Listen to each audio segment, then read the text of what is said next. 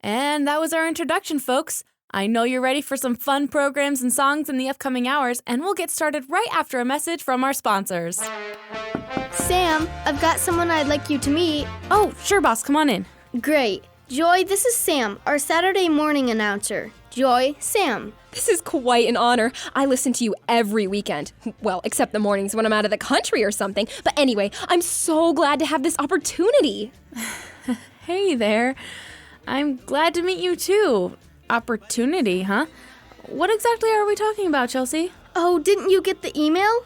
She's gonna be your new radio announcing assistant. That's right. I can do weather. It looks like it's partially cloudy today, which isn't good for the sunbathers out there. But hey, you should probably do more with your lives than lying around all day. You can't...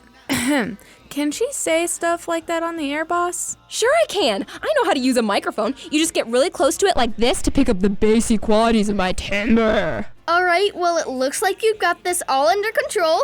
See you around at the water fountain. Wait, don't leave! So, Sammy, what are we talking about today on the air? Looks like you've got some sports scores, talking about celebrities, some political jargon. Does anyone really listen to this kind of garbage? This garbage is only my whole morning's preparation. I worked hard on this stuff, and by the way, it's Sam, not Sammy. Whatever you say, Sammy. Look, I'm not going to tell you how to do your job, except maybe you'd want to find a different way to do it. A different way? Sure! Like, instead of doing it the way you do it, maybe do something more like me. Tell some jokes. Maybe weird accents like this. Accents? Yeah. Well, not quite like that. You just sound like you're upset about something. Try talking through your nose more. Oh, or better yet, I'll show you how to do it. Here's my announcer/narrator voice. It's something else. You ready? Something tells me I'm not. Hold on, I need to get in the zone. Here it comes. Hi, Joy. What's going on? Hey, Chelsea. Just listening to the radio. That's it? You don't have a big project going on or something? No. Is there some sort of science fair that I forgot? Oh, no. I just figured that something was going on. You know, like there always is on Saturdays at Mr. Jacobs' garage. Nope. Just a regular morning. Sam was telling Mr. Jacobs about a dream she had earlier. Something about her being a radio announcer? I didn't catch all the details. Like a person that talks on the radio? Yeah. Pretty weird dream, huh? Yeah, I never thought about that before. Thought about what? There are people who wake up every day, and for their job, they talk on the radio. That's gotta be so weird. Yeah, I could never talk on the radio. I wouldn't know what to say, and I'd be afraid I'd say the wrong thing.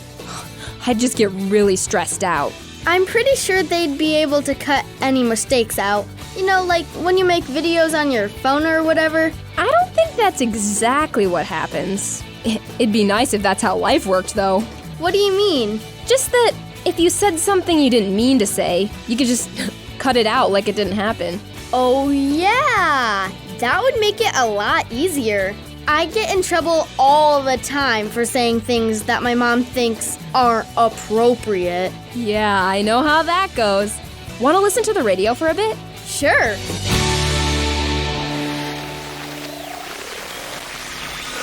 Thanks for your help, Mr. Jacobs. I'll get these books back to you as soon as I finish with them. My pleasure, Sam. Hope they help. Hi, Mr. Jacobs. Hi, Sam. Morning, Chelsea. How are you? I'm good. What's with the books? Oh, these. Yeah, Mr. Jacobs is trying to help me with a public speaking problem. Public speaking? Yeah, my pastor asked me if I could share my testimony in front of the whole church next week, and I'm a little nervous. Is that why you're having dreams about stuff like being a radio announcer? You know what? Probably. I hadn't made that connection before. I just thought I'd give her some help by lending her a couple books about speeches and such. Gonna give them a try anyway. Sounds like you need an invention that Joy and I were talking about earlier. Invention? Yeah, we were saying that it would be great to have something that, when you said something you didn't mean to say, it would just cut it, and it would be like it never happened. Wow, let me know when they come out with one of those. I'll take 3. That would be a fantastic invention, that's for sure. But until we figure out that aspect of time manipulation, I think we're stuck with old-fashioned thinking before speaking. See, that's something I don't get. Oh? Yeah, my mom always says stuff like, Chelsea, you've got to think before you say things. And I'm always like, well, yeah, that's how I say them. I think them, then I say them. That's how talking works most of the time. How'd that go over? I got grounded for a week. Oh, I see. Well, when someone like your mom says something like that, what they mean is you need to think about how what you are going to say is going to make other people feel. Oh, well, why didn't she just say that? That's so much easier to understand. Yeah, it's not easier to do, though. No, it isn't. But there are things we can do to make it easier. Like what? I think I know one way. God tells us in a few verses like James 1:19 that we need to take our time before talking. A lot of the time, we don't pay attention to what others are saying, and we just want to blurt out how we feel without really knowing how someone else feels. That's very true, Sam. If we're going to share God's love with other people, we need to show that love by, at the very least, being polite enough to listen to them and care about what they have to say. Then if we stop to think about what we're going to say, we can avoid arguments and looking foolish as well. Yeah. Sorry, were you going to say something before I cut in? No, that's totally fine. I was going to mention what you did, and then I was going to say I had a drama script that might help explain another way we can use our words the way God wants us to. Great! And we can listen to the radio while we wait for you to find it.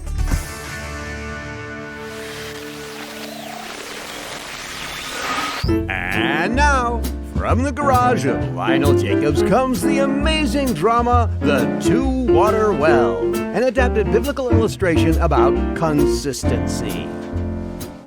A long time ago, in a faraway land, there was a vast desert. It's a huge sandy wasteland. Nothing can grow out here. Even camels have a hard time crossing it. Fortunately, there was a desert guide who could help people find their way. I have dedicated my life to finding paths and shortcuts across the sands. I have explored most of it myself. It's not easy work, but every once in a while you make an amazing discovery. And it was on one of those exploratory trips she came upon a very small oasis hidden amongst the rocks. By the Nile, water in the desert. I'd better take a taste. It's sweet. The best water I've ever tasted. This is going on my map for sure. I'll have to come up with a name for it. Sweetwater? Yeah. Not long after the discovery, the guide was hired by a merchant to lead them across the desert. I'm looking to start a park full of lizards from around the world, and I hear the desert's full of them. Interesting. It'll cost you, though. That's fine by me. I will spare no expense. So they set out. As the guide showed her wealthy customer around the desert, she made it a point to stop at Sweetwater on the way. Sweetwater, eh? Sounds like a paradise in such a desolate place like this. Oh, you will not be disappointed. Trust me. Upon arriving at the oasis, both travelers scrambled to the water and filled their cups. But the experience was less than either had hoped. Gah! Oh, this water is as salty as the ocean. Is this some kind of joke? I don't understand. This was a pure, cool spring last time I was here. Let me update my map. Saltwater Spring. Yeah, a little late. A few months later, the guide was hired again. Business has been slow after that last trip. Word gets around when you accidentally give your customer bad water in the middle of a desert. That's okay. I'm a salt merchant. If you've got a salt spring, that means there's something we can mine. Take me to Saltwater Spring. And so the guide did what she was asked. But when they got there... This is really good drinking water, but I thought you said we were going to take me to a salty spring? I did. Taste my cup. Well, you're right, but how? I don't know. This second cup I took out is fresh as can be. And now mine is salty. How weird. Well, I can't build a salt mine if there's salt only half the time. And I can't bring explorers here if the water's only fresh half the time. I guess I'll have to rename this spring again. Treacherous Spring. And so it remains to this day. Every once in a while, a person might stumble upon the small pool, but they never stay long. After all, Who wants to go where you aren't sure what kind of water you're going to get? The moral is, if we want God to use us, we need to make sure the words that come out of our mouths are always kind.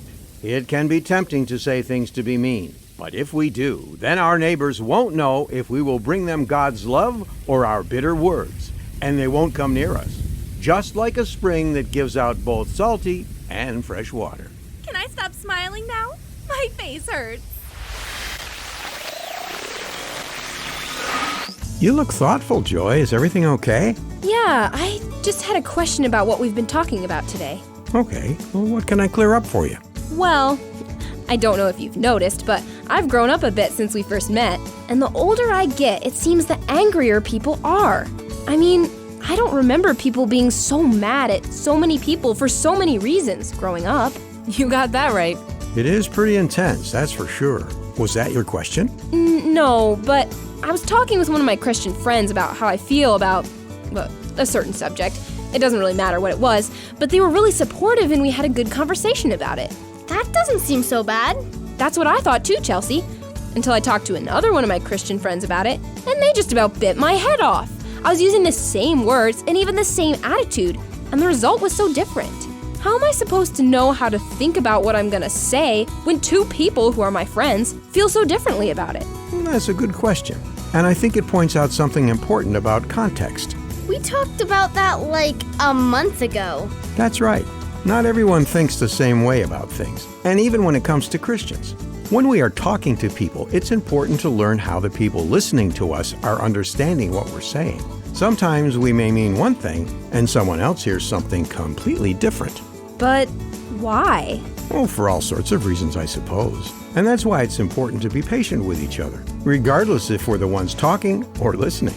If we don't get frustrated with each other and instead work together to help everyone understand, then we can find ways to agree. But even if we can't find a way to agree on things, we still need to show each other respect and love, treating them the way we would like to be treated. All right. I just wish it was easier than that. Oh, so does everyone, I think. But the way to make it easier is to take the first steps and start listening, as well as choosing our words carefully. Okay, but is this what the Bible says? Oh, I'm sure that if you read Romans 14, Ephesians 4, Colossians 3, and Proverbs, you'll find pretty much everything there. All right, I'll take your word for it. I don't just list off verses for you to take my word for it, you know. Okay, fine, I'll look it up when I get home. Oh, speaking of which, I better get home and start reading up. Thanks again for the books, Mr. Jacobs. Yeah, and thanks for talking with us about us talking. Bet you still wish you had that invention, don't you? I'll work on it. Bye, guys. Later! Are you sticking around then, Chelsea? Are you kidding? I've got to get home before I forget what those Bible passages were. I can write them down for you so you won't forget. Okay, I'll turn off the radio for you.